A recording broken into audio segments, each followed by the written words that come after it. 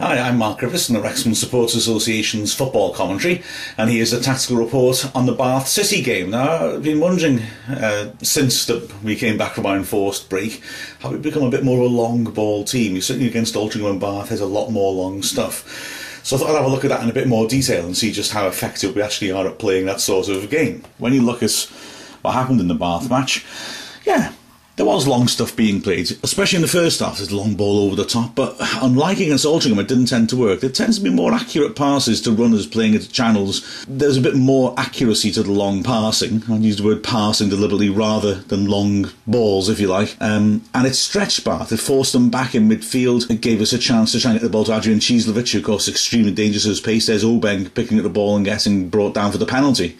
And here we see straight from the kick-off in the second half, Wrexham again wanted to use the overlap of Obeng, which was very effective, alongside Cieslewicz, trying to break forward straight away from the restart. So we were definitely playing a lot more long stuff. There's Gareth Taylor chasing after one, and Taylor's somebody that I'll mention in a bit more in detail.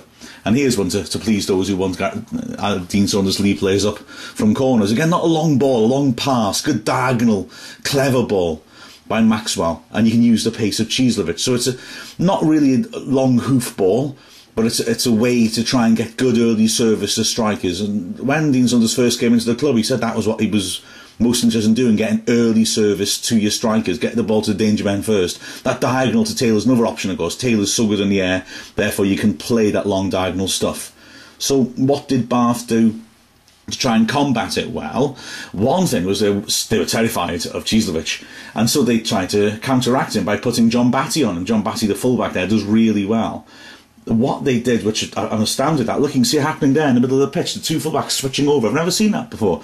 The two fullbacks would switch sides if Cieslewicz switched sides. And so now here we see John Batty on the right-hand side, playing at right back. I've never seen a side switch fullback like that. It's really quite bizarre. You can see us again now in a moment, when it's hurled forward. Good ball, early service again by Wrexham to Cieslewicz, but John Batty's gone across to the left-hand side. And to be fair to him, and I think he's a good player, John Batty, he played well against us earlier in the season, he actually handled Cieslewicz fairly well. He's another example of him covering Cieslewicz's pace and managing to get back. John Batty is a really good player. See how well Taylor held the ball up then and worked him in, though. And here he'll be again now fighting back and winning the ball high at the pitch. And Taylor was crucial. Now, Taylor has his critics, but I think he's important for us. He wins an awful lot in the end. He gives us options. Look, here he is winning the header to knock the ball down in a danger area. Unlike Altrincham, Wrexham were getting players up around him. As we were playing higher at the pitch, perhaps then knocking the long balls into Taylor can help it on into dangerous parts of the pitch. And it was highly effective. Here's Taylor again now jumping. This is one thing that bothers me a little bit. He does tend to come back from offside positions and get caught out and squander possession. That's another offside call against him. Here's Taylor once more winning yet another good header, knocking the ball back inside for Harris. And there's a third big factor for Wrexham in this tactical long balls working, getting men around him. Harris's third man running, breaking up to make an extra striker alongside the men already forwards was crucial. That was him breaking forwards then. Here it is again. So when Wrexham do knock the ball in, he's getting up alongside or even beyond the strikers. Nice interchange. He's gone into the gap that Morell's created and he nearly gets a goal.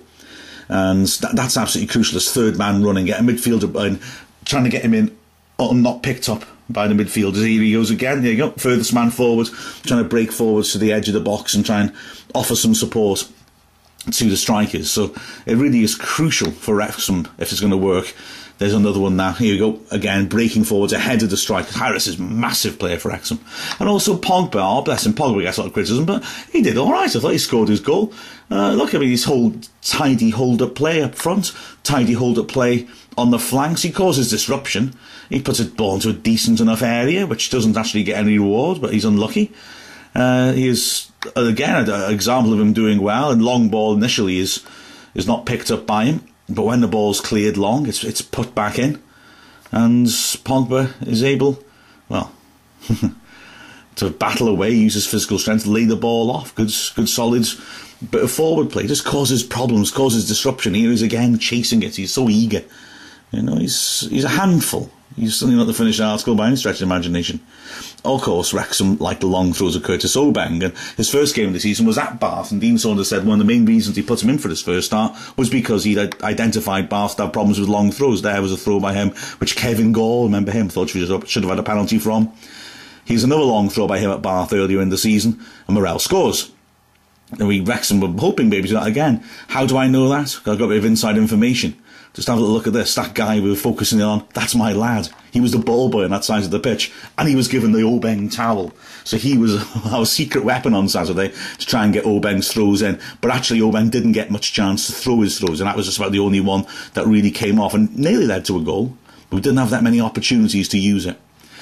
Right, so Bath struggling with our early balls forwards and struggling when they got the ball because Wrexham was so well organised. That's the key feature of Wrexham under Saunders. Look at us pressing really well. Yeah, they get past Crichton, but you're smothered by defenders. We get men back, we keep our shape really well, and we force players into making mistakes and desperate shots like that. A few clips here in a row of Bath, just getting the ball, getting decent possession. They can't pass their way through us because we're really disciplined, really organised. In the end, they just play the hopeful, desperate ball over the top, and they give it away. Here we are again. Long ball. They get midfield possession, but immediately there's harrying, immediately players being pressured. Look at the pressing going on here. They can't find a simple ball, and in the end, they just stab some squandered ball over the top. Desperate stuff. Again, pick the ball up in midfield, straight away pressing, straight away pressure. They manage to play, but it's all that's full stretch now. They're struggling to keep control of it. You've got three men around him, and in the end, he hasn't got the quality to find a teammate. And here, Maxwell with a good punch, but it's going to come back in. But Blackburn, who's excellent on Saturday, immediately is out there pressing. Immediately got Cheesewich back pressing. They work it quite well, but they run out of space. The moment you try and play football against us, you run out of space. We really are a very well organised side. Straight from the throw-in, immediately again. Morrell's after it. Morrell's charged it down, won us another throw. Really effective defensive play. And when it's knocked in once more, well, we get rid. Morrell's scrapping away. Here we are again. Bath breaking down the right-hand side. Immediately, no space to work in. And they've got to play out wide, running out of options going forwards. Hopeful ball in, no problem. Dealt him once more. When we switched to 4-4-2, we still kept our shape. You know, we've been defending well in the 4-3-3. But here we are again, 4-4-2, classic two banks of four. Oh, okay, they've got past Harris, fine. So Blackburn's there to cover. They're playing it into areas where there's no space. They've got to come back out again. Work it across. Always pressure on the man on the ball until it goes into their half. So they have to play the long ball, trying to switch things. They play it well, but they haven't dragged us out of position. We're back across straight away. Knight Percival's there to support Ashton. Blackburn's pressing. They're going further and further back. It's good stuff. I love watching this. I'm sad, aren't I? This sort of thing impresses me. They've kept the ball for a long time, but they've got absolutely nowhere. And fair play to Bath, they're being patient, but they can't get within 30 yards of our goal. They square it across, and in the end, someone's going to have to try the desperate ball. Thank you very much. It's over. And that because of that, you know, they were struggling really to make an impact. Phillips up front was left horribly isolated. Look at the gap between him and his midfield as they launched the ball forwards there. He's not going to cause any problems like that. He just can't, can he? Here again, Bath now went to three up front, and it gave them a bit more. Here's them actually getting extra men forwards, getting that extra man, but they can't quite take advantage of it. And there's another example coming again. When they went to three at the front in the end, they just started to threaten a little bit, but it was too late, and Wrexham with the 4-4-2 counteracted it. He had the extra man again, Scott Murray, who's popular, but three men in the box again. But yeah, Wrexham did well, and to finish off though, I have got to finish with this. Highlights of the season so far. Bless him.